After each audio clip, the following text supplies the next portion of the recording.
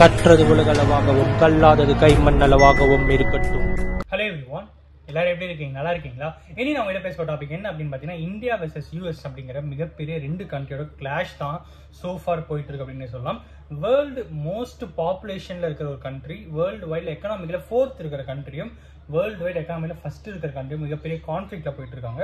World வைட்ல கிட்டத்தட்ட எல்லாருமே இதை ஃபோக்கஸ் பண்ணிட்டே இருக்காங்க அப்படின்னு சொல்லலாம். ஒரு பக்கம் ட்ரம்ப் அவர்கள் 25% டாக்ஸ் அப்படிங்கிறாரு, அதுக்கப்புறம் 50% டாக்ஸ் அப்படிங்கிற ரீசன் என்ன அப்படின்னு பார்த்தீங்கன்னா, இந்தியா கிட்ட சில டிமாண்ட்ஸ் எடுத்து வச்சார். ஃபர்ஸ்ட் டிமாண்ட் என்ன அப்படின்னு பார்த்தீங்கன்னா, நீ ரஷ்யா கிட்டேருந்து வாங்குற ஆயிலை நிறுத்து. நீ ரஷ்யா கிட்டேருந்து ஆயில் வாங்குறதுனால அந்த மணியை வச்சு அவங்க வந்து ஆயுதம் கிரியேட் பண்ணி யுக்ரைன் கிட்ட போர் நடந்துட்டு இருக்கு.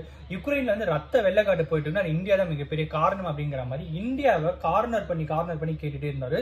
பட் ஆக்சுவலி இந்தியா பதிலடியும் கொடுத்தாங்க. இந்தியாவோட பதிலடி எப்படி இருந்துச்சு பார்த்தா, இங்க பாருங்க, நீங்க பேசுறது ரொம்பவே தப்பு. நீங்க உங்களை விட நாங்க அதிகமா வாங்கலாம். நீங்க ஃபர்டிலைசர்ல இருந்து, ஃபுட்ல இருந்து, ஆயில் இருந்து எல்லாத்தையுமே நீங்க பயங்கரமா வாங்கிட்டு இருக்கீங்க ரஷ்யா கிட்ட இருந்து. உங்களை விட நான் ரொம்பவே கம்மியா தான் வாங்குறேன். நீங்க ஃப்ரெண்டா நினைச்சிருக்க யூரோப் கண்ட்ரிஸ் கூட ரஷ்யா கிட்ட இருந்து அதிகமாவே வாங்கிட்டு இருக்காங்க. உங்களுக்கு எல்லாம் கம்பேர் பண்ணா நான் வாங்குறது ரொம்ப ரொம்ப சின்ன பார்ட் தான். நீங்க இந்த மாதிரி எங்களை கார்னர் பண்றது எங்களால அக்செப்ட் பண்ணிக்க முடியாதுன்னு சொல்லி இந்தியாவோட ரிப்ளை இருந்தது. ஓ, நீ இப்படிலாம் ரிப்ளை பண்ணு அப்படின்னு சொல்லி உடனே என்ன பண்ணாருன்னா 50% டாக்ஸா மாத்தினாரு. ஸோ ₹100 ஒரு பொருள் நீங்க யூஎஸ்ல போய் இந்தியா மேனுஃபேக்சர்ட் பொருள் அப்படிங்கிறது காரணத்துக்காகவே ₹100 பொருள் ₹150 கொடுத்து யூஎஸ்ல வாங்குற மாதிரி சுச்சுவேஷனை கிரியேட் பண்ணிட்டாரு. ஸோ அடுத்து என்ன ஆச்சு அப்படின்னு பார்த்தீங்கன்னா, 50% டாக்ஸ் நான் போடுறேன் அப்படின்னு சொல்லி 50% டாக்ஸ் போடுறாரு. உடனே இந்தியா பதில் என்ன பண்ணாங்கன்னா, நீ மட்டும் 50% போடுவேன், நானும் போடுவேன், எங்கிட்டையும் கண்ட்ரி இருக்கு, எங்கிட்டையும் கவர்மெண்ட் இருக்கு அப்படிங்கிற மாதிரி இந்தியா பதில் நாங்களும் 50% டாக்ஸை போடுறோம் அப்படின்னு சொல்லி இந்தியா வந்து யூஎஸ் மேல இருக்கிற இம்போர்ட்டுக்கும் சரி எக்ஸ்போர்ட்டுக்கும் சரி, இப்போ யூஎஸ் இந்தியா எக்ஸ்போர்ட் இம்போர்ட்டுக்கு 50% டாக்ஸ். பட் ஒரு கம்பெனியை தவிர, அந்த கம்பெனி என்ன அப்படிங்கிறது நான் உங்களுக்கு சொல்றேன். ஸோ அடுத்து என்ன ஆகுது அப்படின்னு பார்த்தீங்கன்னா, ஃபர்ஸ்ட் டைம் பிரைம் மினிஸ்டர் அவர்கள் வந்து ஒரு பேசுறாரு இதை பத்தி, விஷயத்தை பத்தி.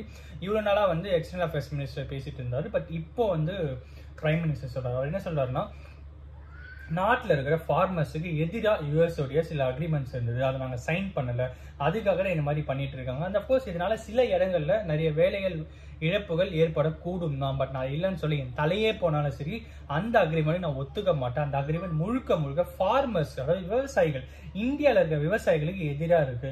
யூஎஸ்ல பால், அப்புறம் வந்து தக்காளி, அந்த மாதிரி நிறைய இந்த வெஜிடபிள் ஐட்டம்ஸ் எல்லாமே வந்து அங்கிருந்து 0 டாக்ஸ்ல இந்தியாக்குள்ள எடுத்துட்டு வரணும் அப்படிங்கிறது தான் வந்து யூஎஸ் உடைய மிகப்பெரிய ப்ரெஷரா இருக்கு. அதை நாங்கள் வந்து அக்செப்ட் பண்ணிக்கவே இல்லை. இஃப் இன்கேஸ் அதை நாங்கள் அக்செப்ட் பண்ணா இந்தியாவில் இருக்கிற மொத்த ஃபார்மர்ஸோட மார்க்கெட்டையும் அதை வந்து கிராஷ் பண்ணும், டேமேஜ் பண்ணும் அப்படிங்கிற ஒரு விஷயத்துக்காகவே நாங்கள் அதை அக்செப்ட் பண்ணவே இல்லை. ஸோ இதுதான் இந்தியாவுக்கும் யூஎஸ்க்கும் மிகப்பெரிய கான்ஃபிளிக்ட்டுக்கான ஒரு மிகப்பெரிய ரீசன் அப்படிங்கிற மாதிரி நீ தலையே போனாலும் சரி, பர்சனலாக சொல்கிறேன், நான் அதை அக்செப்ட் பண்ணிக்கவே மாட்டேன் அப்படின்னு சொல்லி பிரைம் மினிஸ்டர் அவர்கள் வந்து சொல்லியிருக்காங்க. கிட்டத்தட்ட போல்ட், பிரேவ் மொமெண்ட் அண்ட் பயங்கரமான ரிப்ளை அப்படின்னே சொல்லலாம். ஸோ இது ஒரு பக்கம் நடந்திருக்கு. இன்னொரு விஷயம் என்ன அப்படின்னு பார்த்தீங்கன்னா, ரொம்ப நாளா சைனாக்கும் இந்தியாவுக்கும் வந்து ஒரு கான்ஃபிளிக்ட் இருந்துட்டே இருந்தது. இந்த சைனா இந்தியா கான்ஃபிளிக்ட் வந்து கோவிடுக்கு முன்னாடியிலேருந்தே இருந்துட்டு இருந்தது. ஸோ அதுக்கப்புறம் இப்போ வந்து ஒரு பார்டர் இஷ்யூ, ஓகேங்களா, அந்த எல்ஐஸ் லைன் ஆஃப் ஆக்சுவல் கண்ட்ரோல சில பார்டர் இஷ்யூஸ். அதுக்கப்புறம் வந்து இந்தியா சைனாக்கு வந்து ஒரு பதட்டமான சூழ்நிலை அப்படியே கண்டினியூ ஆகிட்டே வந்துட்டு இந்த 2018-19 பீரியட்லேருந்தே கண்டினியூ வந்துட்டு இப்போ தேங்க்ஸ் டு ட்ரம்ப். ஸோ அவருடைய காரணத்தினால தான் சைனா வந்து மிகப்பெரிய ஒரு விஷயம் சொல்லிடுறாங்க. என்ன அப்படின்னு பார்த்தீங்கன்னா, இந்தியா வந்து நெகோஷியபிளே கிடையாது, மார்க்கெட்டை பொறுத்தவரைக்கும் நெகோஷியபிள் கிடையாது, மற்ற கண்ட்ரிக்காக இறங்கி போகணுன்ற அவசியம் இந்தியாவுக்கு கிடையாது, அப்படி பண்ணவும் மாட்டாங்க அப்படிங்கிற மாதிரி லிட்ரலி அந்த வேர்ட்ஸை யூஸ் பண்ணி தான் அங்கே இருக்கிற ஒரு மினிஸ்டர் வந்து கொடுத்துருக்காங்க. ஸோ சைனாவுடைய அஃபிஷியல் ஸ்டேட்மெண்ட் அப்படின்னே சொல்லலாம். அதில் மோடி அவர்களுடைய இது வந்து கிட்டத்தட்ட பிரேவ், ஒரு எலிஃபேண்டோடைய ஃபேஸ் வச்சு ரொம்ப போல்டாக ஒருத்தர் நிற்கிற மாதிரியும், பின்னாடி ட்ரம்ப் வந்து டேரிஃப் அப்படின்ற மாதிரி ஒரு ஷார்ப்பான ஒரு வெப்பனை வச்சுக்கிட்டு பக்கத்துலேயே வந்து த்ரெட்டன் பண்ணுற மாதிரியும், மோடி அவர்கள் வந்து ரொம்ப பிரேவாக நிற்கிற மாதிரி ஒரு மீன் போட்டு அதை வந்து போட்டுருந்தாங்க. ஸோ இந்தியாவுக்கு கிட்டத்தட்ட சைனாவோட சப்போர்ட் அதிகமாக கிடைக்குது அப்படின்னும், சைனா ஏன் சப்போர்ட் பண்ணுறாங்க அப்படின்னு பார்த்தீங்கன்னா, சைனாக்குமே இம்ப்ளிகேஷன்ஸ் அதிகமாக இருக்குது. அதுக்கான காரணம் என்ன அப்படின்னு பார்த்தீங்கன்னா, சைனாவும் வந்து யூஎஸ் கிட்ட அடி வாங்குறாங்க இந்த சென்ஸ் அவங்களுக்கும் டேக்ஸ் அதிகமாக போகிறாங்க, 30% டேக்ஸ் லேபில் அவங்களும் இருக்காங்க. ஸோ கிட்டத்தட்ட இதனாலேயே யூஎஸ்க்கும் இந்தியாவுக்கும் மிகப்பெரிய கான்ஃபிளிக்ட் அப்படிங்கிறது போயிட்டு இருக்கு. இதன் மத்தியில தான் ஒரு கம்பெனிக்கு மட்டும் அந்த எக்ஸாம்ஷன். அந்த கம்பெனி என்ன அப்படின்னு பார்த்தீங்கன்னா, நம்ம ஆப்பிள் கம்பெனி தான். அந்த ஆப்பிள் கம்பெனி எதுக்காக எக்ஸாம்ஷன் அப்படின்னு பார்த்தீங்கன்னா, இந்தியாவில் தான் மோஸ்ட் ஆப்பிள் ஃபோன்ஸ் வந்து ப்ராடக்ட் ப்ரொடியூஸ் ஆகுது. அமெரிக்காவில் வாங்குறவங்க அதிக பேருடைய யூஸ் பண்ணுற ஆப்பிள் ஃபோன்ஸ் வந்து இந்தியாவில் ப்ரொடியூஸ் ஆகுது தான். ஸோ இங்கேருந்து ஒரு ப்ராடக்ட் அங்கே போய் சொல்கிறீங்க, 50,000 ப்ராடக்ட் ஒரு ஃபோன் அங்கே 75,000 போகும். ஸோ இந்த சுச்சுவேஷன் இருக்கும்போது டிம் குக் அவர்கள் ரீசெண்டாக ட்ரம்ப் அவர்களை மீட் பண்ணி கோல்டுல மிகப்பெரிய ஒரு வேல்யூபிளான ஒரு பொருள் மாதிரி கொடுத்து, இந்த உலகத்தில் யார்கிட்டயுமே கிடையாது, உங்களுக்கு தான் நாங்கள் கொடுக்குறோம் அப்படின்ற மாதிரி கொடுத்து ரொம்ப ஐஸ்லாம் வச்சு எங்களுக்கு மட்டும் இந்த எக்ஸாம்ஷன் கொடுங்க அப்படிங்கிற மாதிரி பேசி ஓகேப்பா நீங்கள் உங்களுக்கு மட்டும் எக்ஸாம்ஷன் எடுத்துக்கோங்க, ஆப்பிள் ஃபோன்ஸ் மட்டும் இந்தியாவிலேருந்து இம்போர்ட் ஆகி வந்தால் அமெரிக்காவுக்கு இம்போர்ட் ஆகி வந்தால் டேக்ஸ் கிடையாதுப்பா அப்படின்ட்டு. என்னங்க சார் உங்கள் நியாயம்?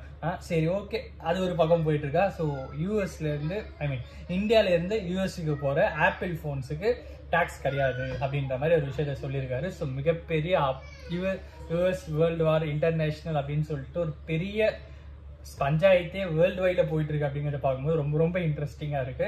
எப்போ எது நடக்கும் அப்படின்னே தெரிய மாட்டேது. நேற்று பார்த்தா யூஎஸ் 25% நாங்கள் முந்தா நேற்று, அப்புறம் பார்த்தா இந்தியா ரிப்ளை கொடுத்தாங்க. உடனே 26 ஹவர்ஸில் ட்ரம்ப் அவர் 50% டேக்ஸ் அப்படிங்கிற அவர் சொல்லி கொஞ்ச நேரத்தில் இந்தியாவிலேருந்து நாங்களும் 50% டேக்ஸ் அப்படின்னாங்க. அதுக்கடுத்து பார்த்தா ஆப்பிளுக்கு எக்ஸம்ஷன்ன்றாங்க.